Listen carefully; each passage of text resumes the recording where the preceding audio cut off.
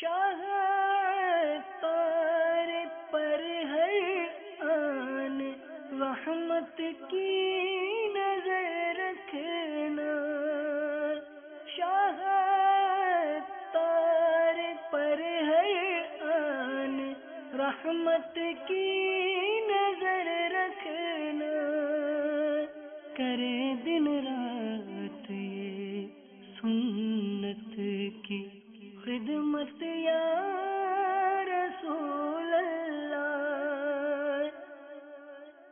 الحمد للہ رب العالمین والصلاة والسلام على سید المرسلین، اما بعد فاعوذ باللہ من الشیطان الرجیم، بسم اللہ الرحمن الرحیم، الصلاة والسلام علیک یا رسول اللہ، وعلى آلك وأصحابك يا حبيب الله، الصلاة والسلام عليك يا نبي الله، وعلى آلك وأصحابك يا نور الله،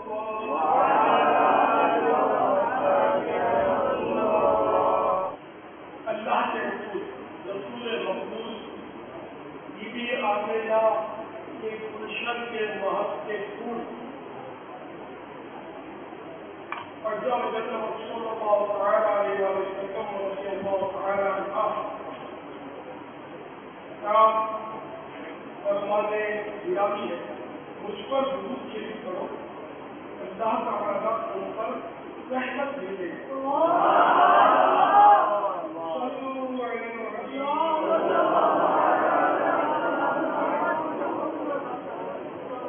اللهم صل وسلم على النبي الطاهر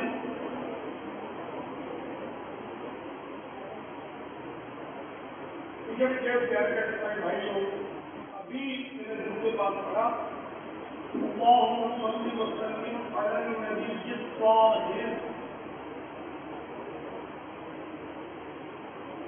اس کی فضیلت اور اس کا کمال بڑا عجیب، اگر ایک ہی سانس میں 11 مرتبہ یہ درود شریف پڑھ لیا جائے تو انشاءاللہ منہ کی بدبو ظاہر ہو جائے گی۔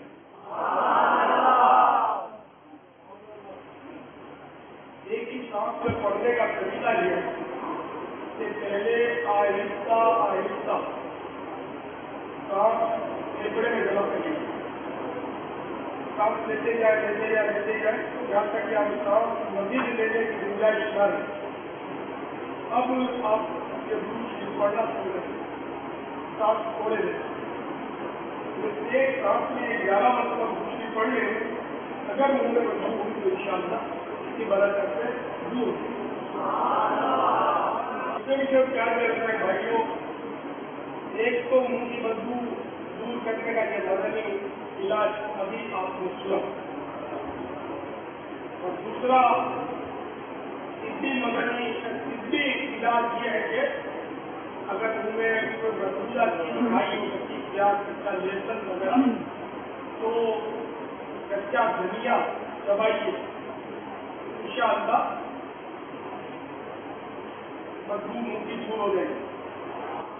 کچا دھنیا اور ہرا دھنیا، وہ دانے دار کی بات نہیں، ہرا دھنیا بغیر پکایا ہوا، یہ انشاءاللہ آپ چبائیں گے تو بدبو دور ہو جائے گی۔ اسی طرح اس کے بجائے اگر چاہے تو گلاب کے پھول کی پتیاں چاہے سوکھی بھی ہو چاہے تازہ ہو، یہ دانتوں پر ملیں گے تو اس سے انشاءاللہ ان کی مضبوط ظاہر ہوگی۔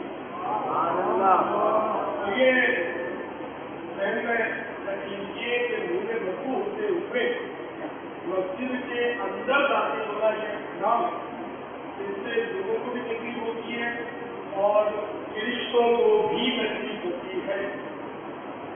نہ صرف منہ کی بدبو بلکہ کسی طرح کی بھی بدبو سے ہوتے ہوئے مسجد میں داخل ہونے کی اجازت نہیں.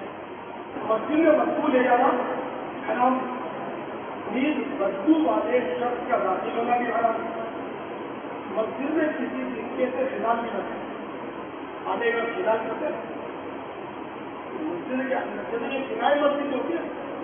فنائے مسجد کی تعریف یہ کہ مسالے ہیں مسجد کی جگہ، مسجد کی ضروریات کی جگہ، جوتے اتارنے کی جگہ، یہ بھی مسجد میں داخلے کی جگہ، یہ بھی فنائے مسجد لانا. مسجد کے اندر جو اردو خانہ مسجد کے 4 دیواریں جو بنا ہوا ہے یہ بھی فنائے مسجد ہے. استنجا خانے یہ بھی فنائے مسجد ہے. یہ سب نمازوں کی ضروریات ہے. یہ مسجد کی مساجد کے لیے مسجد کی ضروریات ہے. مسجد اس کو جو نماز کے لیے مخصوص کی گئی جگہ. فنائے مسجد کو جو مسجد کی ضرورت کے لیے جو جگہ بنائی گئی، امام کا اجرا، اذان کی جگہ، پہلے منارے کا اذان دی جاتی تھی، مائک ایجاد نہیں ہوتی، وہ منارہ یہ فنائے مسجد. اب منارہ بنتا بھی ہے تو وہ مسجد کا ایک اشتہار بن گیا منارہ گنبد، ورنہ منارے کی وہ حاجت نہ رہی. جو اوپر چڑھ کر مؤذن اذان دیتا تھا، حی علی الصلاۃ میں یہ دونوں کھڑکیاں بنی ہوتی تھی. حی علی الصلاۃ میں وہ منارے کی کھڑکی سے باہر منہ نکال کر حی علی الصلاۃ، اور بائیں طرف منہ نکال کر حی علی الصلاۃ، تاکہ دور دور تک لوگوں تک آواز ہو. مائک نے یہ سارے آپ کے مسئلہ کر دیے. اب اس کی عادت پورا رہی. صلو علی الحبیب صلی اللہ تعالی علی محمد. تو بہرحال یہ کہ فنائے مسجد میں تنکے سے خلال کیا تو کوئی حرج نہیں، عین مسجد میں نہیں کرنا جبکہ بدبو نکلتی ہو. مگر سب کی بدبو نہیں نکلتی. جو تنکا یہ خلال کرنے کا عادی ہوگا اس کی نہیں نکلتی. الحمدللہ میری نہیں نکلتی الحمدللہ. لیکن جن کی عادت نہیں ہے، کبھی کبھی خلال کرتے ہوں گے نا، ان کو ایسی بدبو نکلتی ہوگی کہ ان کا خود ان کو مزاق کرکرا ہو جاتا ہوگا. تنکا ڈالتے ہوں گے اور بہت سو تجربہ ہوگا، مجھے بتانا نہیں کہ میری بدبو نکلتی ہے، یہ بھی اچھی بات نہیں ہے نا، یہ نکلتی ہوگی. تو اس لیے پھر آپ عین مسجد میں نہیں نکالنا، دوسرے کے سامنے اس کو بدبو پہنچے اس طرح بھی یہ کام نہیں کرنا. بلکہ ویسے ہی دوسرا دیکھ رہا اور وہ آپ تنکے اس میں دانتوں میں گھما رہے ہیں، بوٹیاں کھینچ رہے ہیں، تو یہ آدمی کو گھن آتی ہے. تو ایسا کام نہیں کرنا چاہیے جس سے مسلمانوں کو گھن آئے، کہ ایک طرح سے اس کو تکلیف ہوتی ہے، ایذا ہوتی ہے.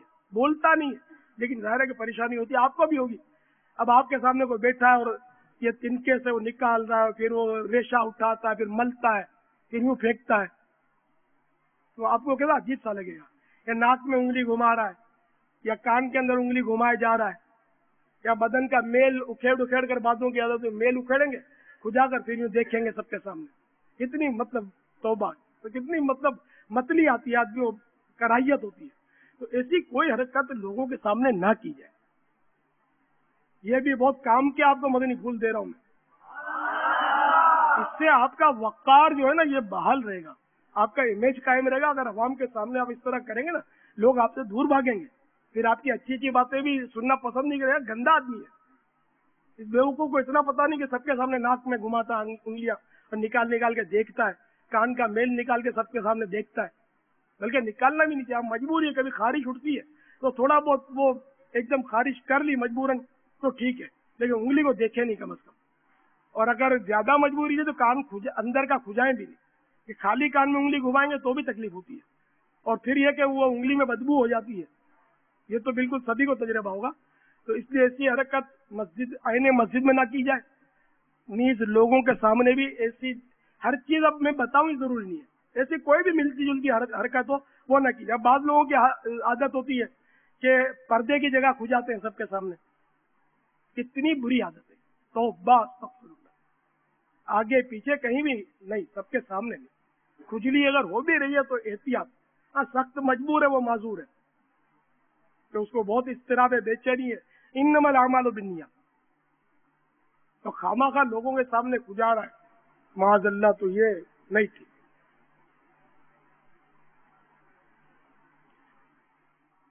تو اس لیے کوئی بھی ایسا کام نہ کیا جائے جس سے لوگوں کو گھن آئے لوگوں کو کراہیت آئے، لوگ آپ سے بدظن ہوں، بددل ہوں، دور ہوں. اور مذہبی حلیے والوں کو تو مزید احتیاطوں کی ضرورت ہے. اگر عقل سلیم جس کو ملی ہو نا، عقل سلیم اور خوف خدا، وہ اپنا راستہ خود ہی بنا لے گا کہ مجھے کس وقت کیا کرنا چاہیے اور کس وقت کیا بولنا چاہیے.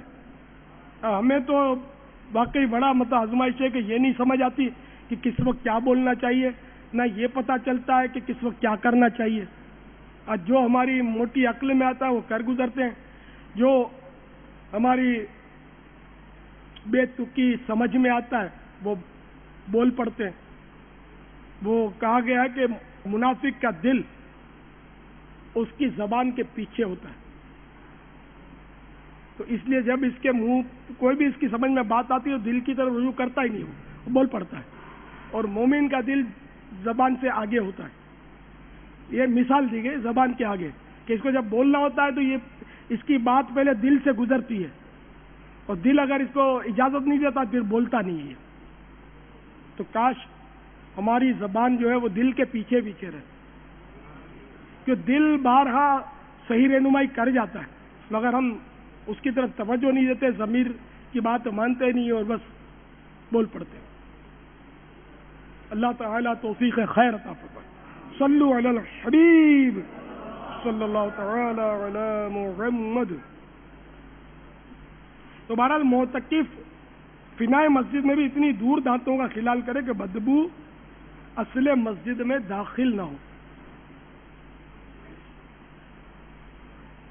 اسی طرح بدبودار زخموں والا یا وہ مریض جس نے پیشاب کی تھیلی یعنی یورین بیگ یا اسٹول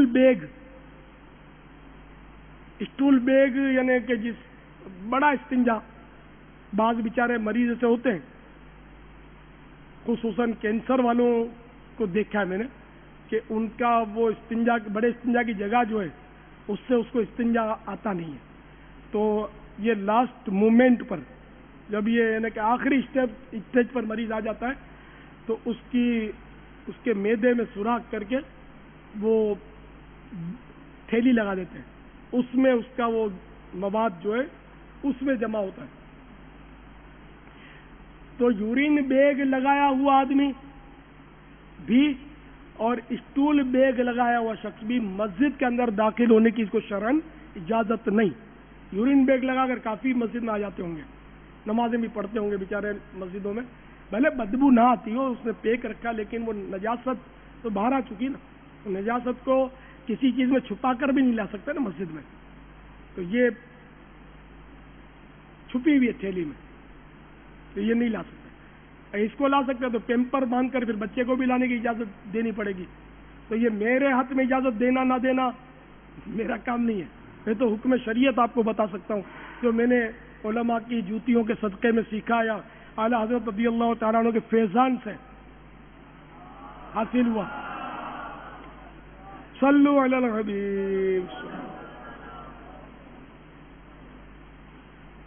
اسی طرح لیبارٹری ٹیسٹ کروانے کے لیے لی ہوئی خون یا پیشاب کی شیشی ٹیسٹ کرتے ہیں نا، یہ خون میں ناپاک نکلتا ہے جو سیرنگ میں آ جاتا ہے، تو اس کی شیشی بھی مسجد میں نہیں لا سکتے، چھپا کر بھی نہیں لا سکتے.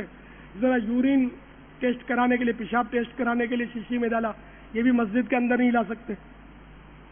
ذبیحہ کے بوقت ذبح نکلے ہوئے خون سے آلود کپڑے کسی چیز میں چھپا کر بھی مسجد کے اندر نہیں لے جا سکتے. چنانچہ رد المحتار میں ہے مسجد میں نجاست لے کر جانا اگرچہ اس سے مسجد آلودہ نہ ہو یا جس کے بدن پر نجاست لگی ہو اس کو مسجد میں جانا منع ہے. مزید در مختار میں ہے مسجد میں کسی برتن کے اندر پیشاب کرنا یا فسد کا خون لینا بھی جائز نہیں. میں یورین بوتل میں بھی مسجد میں پیشاب نہیں کر سکتا.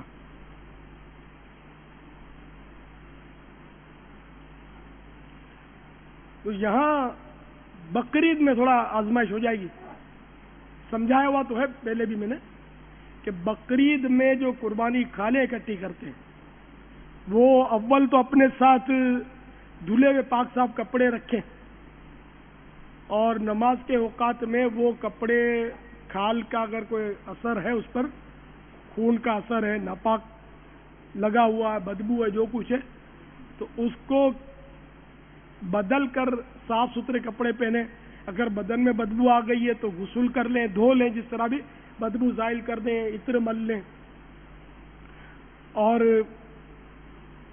اب جو کپڑے اتارے اگر وہ ناپاک ہیں کپڑے خون لگا ہوا ہے کھال وغیرہ ذبح کے وقت نکلا ہوا خون ان کپڑوں میں لگا ہوا ہے تو یہ کپڑے اب مسجد میں نہیں لا سکتے جہاں پر آپ کا سینٹر بنا ہوا ہے کھالوں کا تو وہاں یا جہاں بھی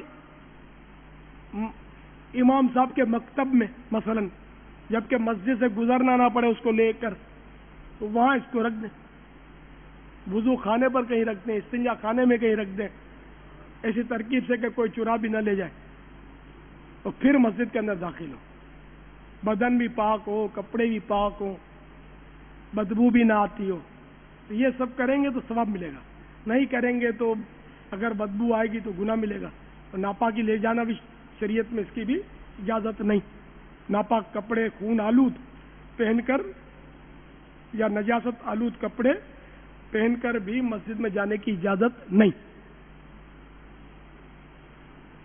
ہاں پاک بدبو چھپی ہوئی ہو جیسا کہ اکثر لوگوں کے بدن میں پسینے کی بدبو ہوتی ہے مگر لباس میں چھپی ہوئی ہوتی ہے جیسے بنیان میں بدبو ہے تو اوپر سے کرتا پہن لیا تو بدبو چھپ گئی آتی نہیں ہے بدبو دوسرے کو تو اس صورت میں مسجد کے اندر جانے میں کوئی حرج نہیں کیونکہ پسینہ پاک ہوتا ہے پسینہ تو جس پر غسل فرض ہو گیا نا اس کا بھی پاک ہے یہ بھی ذہن میں رکھیے گا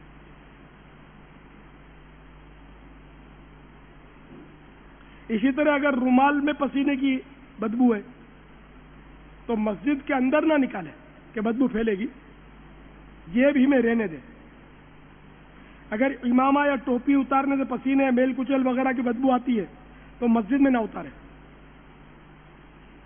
اسی طرح کچا گوشت یا کچی مچھلی وغیرہ اس طرح پیک کیے ہوئے ہیں کہ بدبو نہیں آتی تو مسجد میں لے جانے میں حرج نہیں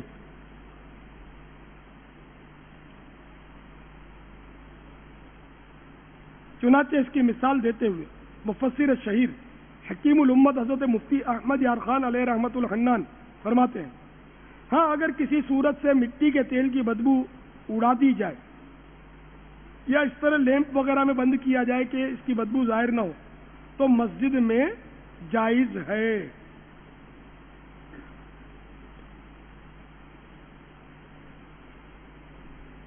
فتاوی نعیمیہ صفحہ 65 کا یہ جزیہ میں نے عرض کیا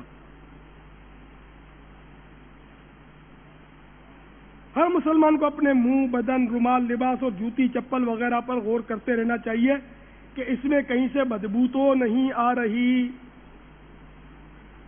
اچھا یہاں پھر کہیں کوئی یہ نہ سمجھے کہ جوتے مسجد میں نہیں لے جا سکتے جوتے جب تک ناپاک ہونے کا یقین نہ ہو اس وقت تک جوتوں کو ہم ناپاک نہیں کہہ سکتے تو اس لیے استعمالی جوتے مسجد میں لے جا سکتے ہیں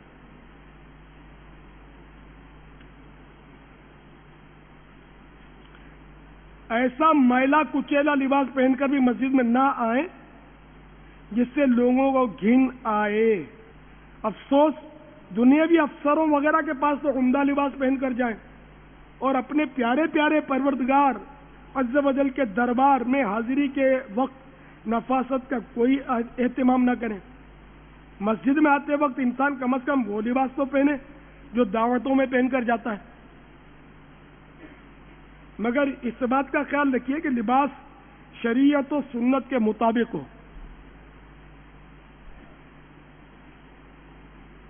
یعنی مثلا دعوتوں میں بعض لوگ اپ ٹو ڈیٹ بن کر جاتے ہیں قمیض شرٹ ٹن کر کے فیشن کا لباس پہن کر انگریزی تو ایسا لباس یہ عمدہ لباس نہیں کہلاتا یہ تو اچھا لباس نہیں ہے شرفا کا لباس بھی نہیں ہے یہ شرفا کا لباس سنت کے مطابق ہے، شریعت کے مطابق ہے، جو سنت نہ مٹاتا ہو. تو سادہ ڈھیلا ڈالا جیسے دعوت اسلامی والوں کا الحمدللہ مدنی حلیہ ہے، اسی طرح ہمارے علماء کرام اور ائمہ کرام جو سادہ سا لباس زیب تن فرماتے ہیں، تو اس طرح کا لباس پہن کر مسجد میں جائے.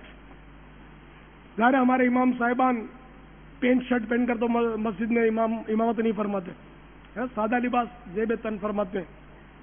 تو یہ جیسے میں نے مدنی حلیہ، تو ہمارے یہاں تو اگر ایک وردی ہے دعوت اسلامی کی سفید لباس ہو، تو اگر رنگین لباس بھی پہنا ہے تو کوئی حرج نہیں ہے، گناہ نہیں ہے. رنگین لباس شوخ نہ ہو، لباس شہرت نہ ہو، لباس شہرت کی اجازت نہیں ہے.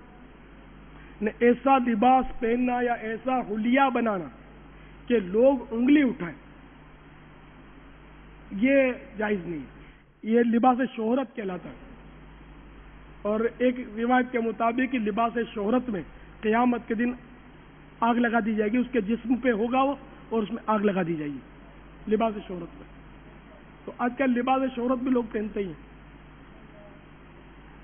تو جو طرح طرح کے ٹیکنی کلر امام بھی باندھتے ہیں، ان کو بھی غور کر لینا چاہیے کہ کہیں ایسا تو نہیں کہ ہم لوگوں میں نمائش کے لیے اتنے ٹیکنی کلر اور عجیب و غریب اور غریب و عجیب امامے باندھ لیتے ہیں، تو کہیں یہ لباس شہرت تو نہیں. علماء سے پوچھ لیں.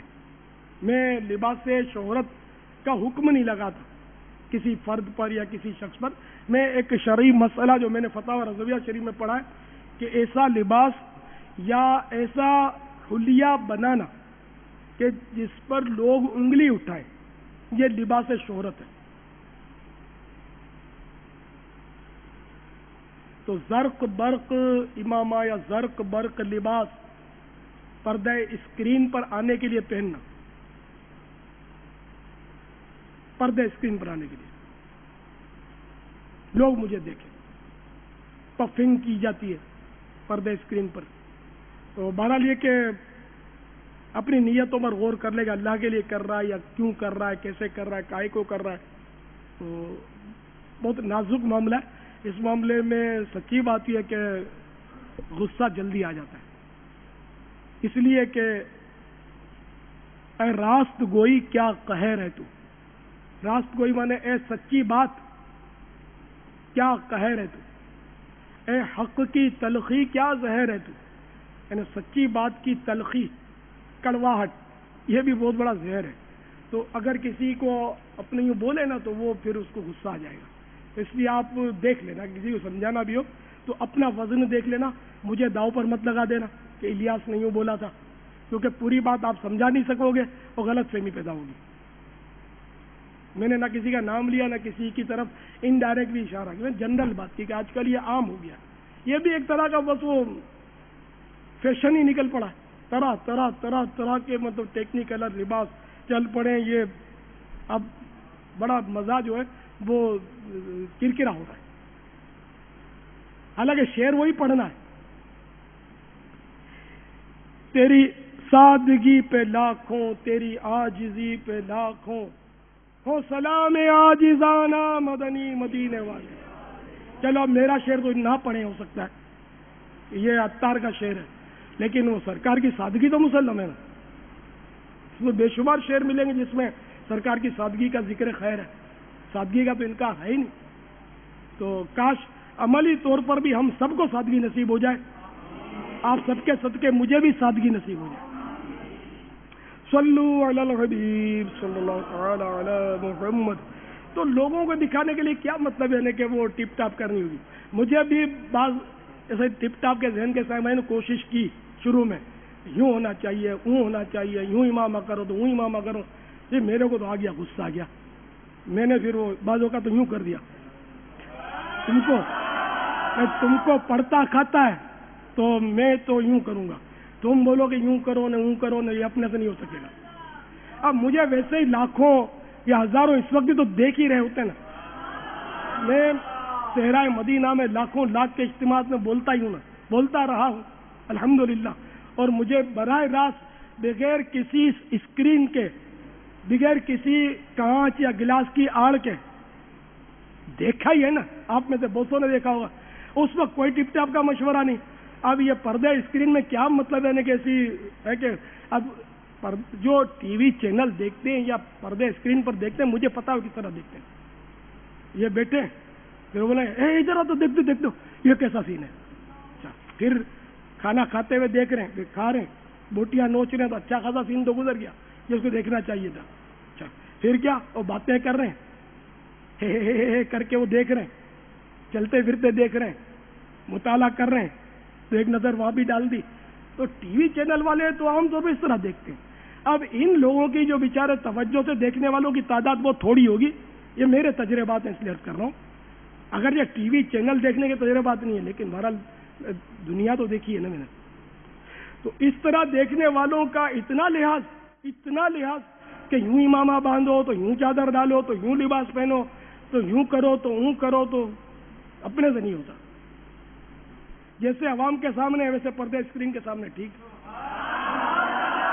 البتہ بعض صورتوں میں بعض چیزوں کی احتیاطیں کرنی پڑتی ہیں کہ پردے اسکرین پر وہ طبقہ بھی دیکھتا ہے کہ جس کو ہمارے انداز کا پتہ ہی کچھ نہیں ہوتا, تو اس کو ایسی چیزیں دکھانی ضروری ہوتی ہیں تاکہ ان کا دل لگے. تو اس نیت سے کہ ان کا دل لگے, اگر کچھ اپنی ترکیب سنوار لی شریعت کے دائرے میں رہ کر, تو اس میں حرج بھی نہیں ہے. یہ میں آپ کو اسے سمجھانے کے لیے عرض کر رہا ہوں. اصل میرا مسئلہ کیا ہے کہ میرا اپنا مزاج سادہ ہے. جب دعوت اسلامی کا بالکل کام شروعات, شاید آپ میں سے کوئی بھی مدنی ماحول میں نہیں ہوگا, بلکہ مدنی ماحول یہ اصطلاح بھی نہیں تھی, اسلامی بھائی یہ بھی اصطلاح نہیں تھی. دعوت اسلامی کا بالکل آغاز, یعنی کہ سمجھو شروع کے دن, شروع کے مہینے بھی نہیں ہوں گے, شروع کے سال بھی نہیں, شروع کے شاید دن ہوں گے, تو مجھے کسی نے, اور میں اپنے وہی میرا انداز ہی ایسا ہے کپڑوں کا, میرا تو پہلے تو, اب تو پھر بھی کچھ صحیح ہے شاید, پہلے تو بالکل ہی عجیب تھا, کوئی تک ہی نہیں تھا, اور کوئی میں مالدار بھی نہیں تھا, نہ اب کوئی میں رئیس ہوں. تو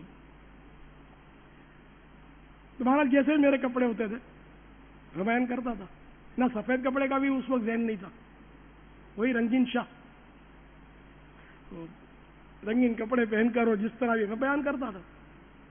میں کچھ یعنی مولانا لگتا ہی نہیں تھا, میں اب بھی نہیں لگتا ہوں کہ میں اگر امامے والوں میں مل جاؤں نا, میرے ساتھ بارہ ہوا ہے کہ میرے ساتھ کوئی خوبصورت اور ذرا قداور شخصیت ہو, بھاری برکم, تو میرے بجائے لوگ ان کے ہاتھ چومتے ہیں. یہ کئی بار یہ تو لطیفہ ہوا ہے. اور میں مسجدوں میں بیان کرنے کے لیے جاتا تھا تو مجھے لوگ پوچھتے تھے کہ مولانا الیاس قادری کب تشریف لا رہے ہیں, اور میں مسکرا دیتا تھا. یہ تو میرے ساتھ ہوا ہے. راستے میں پکڑ کے پوچھتے تھے کہ الیاس قادری کو سلام بولنا, الیاس قادری سے کہاں ملاقات ہوتی ہے, تو یہ چلتا رہتا تھا. تو اچھا, تو مجھے کسی نے کہا کہ آپ یار دیکھو نا, اتنی بڑی دعوت اسلامی کے یوں ہیں تو ہوں ہیں, آپ کو ذرا شیروانی پہن کر ذرا روب سے بیان کرنا چاہیے. تو میں نے کہا یار اپنی تو سادگی میں اپنے کو مزہ ہے, کیا سادگی میں عظمت ہے الحمدللہ. تو ٹپ ٹاپ کو میں نے اپنایا نہیں, اور میرے ساتھ مجھے کیا پتا کہ لاکھوں لاکھ کو وابستہ ہونا تھا. تو اگر میں خدا نہ خدا ٹپ ٹاپ کی طرف نکل جاتا, لوگوں کی باتوں میں آ جاتا, تو یہ عوام تکلیف میں آ جاتا, کیونکہ ایک تعداد ہے جو میری نقالی کرنے کی کوشش کرتی ہے. تو میں اگر شیروانیاں چڑھا لیتا تو یہ بیچارے شیروانیوں کی تلاش میں نکلتے. شیروانی کی سلائی اتنی زیادہ ہے کہ اس قیمت میں تو 2-4 میرا خیال ہے یاد کے مدنی سوٹ بن جائے, ہے نا, کتنی بہت زیادہ سلائی ہوتی ہے شیروانی کی, تو یہ تکلیف میں آ جاتے ہیں. میں نے تو چمڑے کے چپل پہنتا ہوں, میرے کو جوش آ گیا کہ میں اسپنج کے چپل پہنوں. میں اسپنج کے چپل ہی پہنا ہے میں نے اپنی زندگی میں زیادہ تر, لیکن بیچ میں پھر جوش آ گیا تھا کہ یار یہ چمڑے کے چپل ہیں بڑے مہنگے, اور سارے دیوانے بیچارے چمڑے کے چپل پہن رہے ہیں, کہاں سے پیسے لاتے ہوں گے, کس طرح لاتے ہوں گے, کیسے بچاتے ہوں گے. تو میں ربڑ کے شروع کروں اسپنج کے سستے والے, تو اس سے یہ بھی اس کی ترغیب پکڑے. مگر وہ پھر میں چل نہیں سکا, چلتے چلتے اس کی پٹی ٹوٹ جاتی ہے. ایک تو پٹی ٹوٹ جاتی ہے بعضوں کا, تو بڑی آزمائش.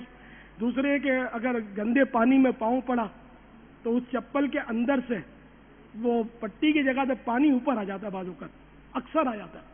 تو بڑی مطلب کوفت ہوتی ہے، یا وہ پانی یا کیچڑ ہے تو وہ پھچ پھچ کر کے چھینٹے پیچھے پاجامے پہ اور کرتے کے پچھلے دامن پر اڑ کے آتے ہیں. یہ جو ہوائی چپل پہنتے ہیں اس کا تجربہ 100% ہوگا سب کو انشاءاللہ جو پہنتے ہوں گے. ٹھیک ہے، تو اس لیے پھر مجبوراً پھر میں چمڑے کے چپل پر آ گیا. تو چمڑے کے چپل میں بہرحال عافیت ہے.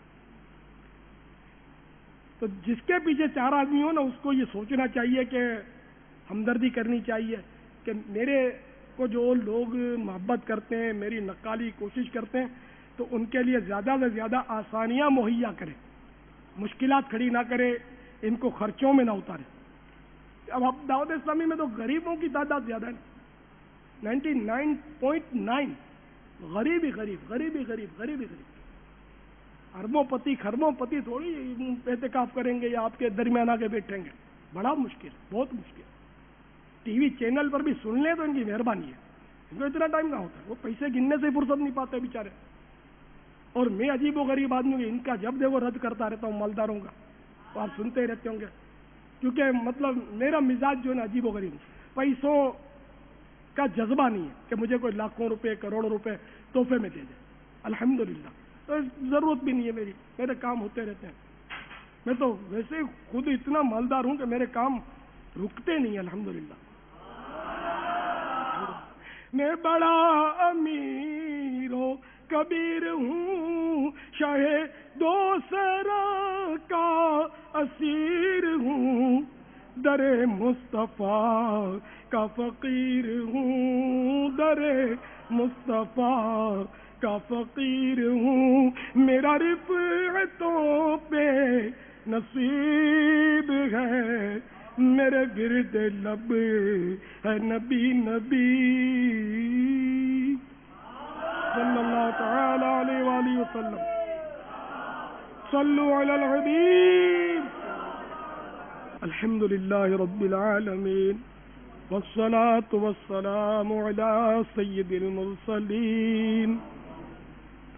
یا ارحم الراحمین، یا ارحم الراحمین، یا ارحم الراحمین. یا ربنا یا ربنا یا ربنا یا ربنا یا ربنا یا اللہ یا رحمان یا رحیم. جزا اللہ عنا سیدنا و مولانا محمدا صلی اللہ تعالی علیہ وآلہ وسلم ما هو اہلہ. اللہم انت السلام ومنک السلام وإلیک یرجع السلام. حینا ربنا بالسلام وادخلنا دارك دار السلام. تباركت ربنا وتعاليت يا ذا الجلال والإكرام. اللهم إنك عفو كريم تحب العفو فاعف عنا يا غفور يا غفور يا غفور. یا رب المصطفیٰ جل جلالہ وصلی اللہ تعالی علیہ وآلہ وسلم ہم سب کے گناہوں کو معاف فرما. یا اللہ ہمارے ماں باپ کی اور ساری امت کی مغفرت فرما. اے پروردگار، اے اللہ، جن خوش نصیبوں کو تو نے جہنم سے آزاد کیا انہی کا صدقہ ہم کو بھی جہنم سے آزادی نصیب کر دے. ہم نہیں جانتے کہ ہمیں جہنم سے آزادی ملی یا نہیں. اے اللہ ہم یہ بھی نہیں جانتے کہ ہمارا خاتمہ کیسا ہوگا. یا اللہ تیری خفیہ تدبیر ہمارے بارے میں کیا ہے ہمیں نہیں معلوم. پروردگار ہمارے حال پر رحم کر، ہماری کمزوری اور ناتوانی پر کرم کر دے. اور اے اللہ ہمارا ایمان پر خاتمہ مقدر فرما دے. زہ نصیب کہ ایمان و عافیت کے ساتھ مدینے میں شہادت نصیب ہو جائے. مولا جنت البقیع میں مدفن دے دے، جنت الفردوس میں اپنے پیارے حبیب صلی اللہ تعالی علیہ وآلہ وسلم کا پڑوس عطا فرما. یا اللہ ہمیں عذاب قبر نہ دینا. مولا ہم نہیں برداشت کر سکیں گے. یا اللہ کھٹمل مچھر کاٹتے تو برداشت نہیں ہوتا، تو اگر تیری ناراضی کی صورت میں قبر میں سانپ اور بچھو لپٹ گئے تو کیسے سہا جا سکے گا؟ اے اللہ، قبر کی وحشت اور تنگی میں کیسے گزارا ہوگا؟ اے مولا، ہماری قبر کو حد نظر تک وسیع فرمانا، ہماری قبر کو عذاب سے خالی کرنا۔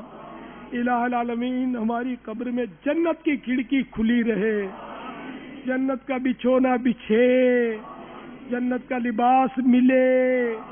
اے اللہ، ہماری قبروں پر رحمت اور رضوان کے پھول برسیں۔ اے مولا کریم، ہماری قبر جنت کا باغ بن جائے۔ الہ العالمین، ہماری قبر اپنے پیارے حبیب کے جلووں سے بسا دینا۔ یا اللہ، ہمارے مریضوں کو صحت دے دے۔ الہ العالمین، ہمارے تنگ دستوں کو فراخ دستی دے، ہمارے مقروضوں کو بارے کرز سے سبکدوش فرما۔ یا اللہ، خصوصاً ہمارے ملک پاکستان کو استحکام عطا فرما۔ اے اللہ، ہمارے ملک پاکستان کو اندرونی اور بیرونی سازشوں سے محفوظ فرما۔ یا اللہ، ہمارے گناہوں کی سزا ہے کہ ڈکیتیاں بڑھ گئیں، چوریاں بڑھ گئیں، مہنگائیاں بڑھ گئیں، غربت افلاس کا دور دورہ ہے، اور بیچارے غریب بہت تکلیف میں ہیں۔ اے مولا، ہم گناہوں سے توبہ کرتے ہیں، پروردگار ہمارے گناہ معاف کر دے، دنیا اور آخرت کی بھلائیاں دے دے میرے مالک۔ غریبوں پر رحم فرما، ان کی روزیوں میں برکت دے دے۔ اے اللہ، مہنگائی، کمر توڑ مہنگائی میں اے اللہ مقابلے کی سخت دے دے، قناعت کی نعمت دے دے، اور اے اللہ ہمارے تاجروں کو بھی توفیق دے کہ وہ زیادہ نفع کمانے کی حرص سے باز آئیں، لوٹ مار سے باز آئیں، اور غریب مسلمانوں کو سستا سودا بیچیں، کم نفعے پر قناعت کر لیں، ایسی توفیق دے دے۔ اے اللہ، ہمیں خوشحال کر دے۔ یا اللہ، عالم اسلام پر اپنا فضل و کرم فرما۔ الہی، جہاں جہاں مسلمان آباد ہیں ان کی حفاظت فرما، تکلیفوں، مصیبتوں، پریشانیوں سے بچا۔ اے اللہ، جن مسلمانوں کی جائز مرادیں ہیں ان کے حق میں بہتر فرما، ہم سب کے حق میں بہتریاں فرما۔ اے اللہ، اس مدنی چینل کے ذریعے اور انٹرنیٹ کے ذریعے بھی جو مسلمان ہمارے ساتھ دعا میں شریک ہیں ان کے حق میں بھی یہ دعائیں مستجاب فرما، جو شریک نہیں ہیں ان کے حق میں بھی قبول فرما، سب کو دونوں جہاں کی بھلائیاں نصیب فرما۔ ان اللہ وملائکتہ یصلون علی النبی یا ایھا الذین آمنوا صلوا علیہ وسلموا تسلیما۔ صلی اللہ علی النبی الامی وآلہ صلی اللہ علیہ وسلم صلاۃ و سلاما علیک یا سیدی یا سیدی یا سیدی یا مکی یا مدنی یا عربی یا قرشی یا ہاشمی یا مطلبی یا رسول اللہ۔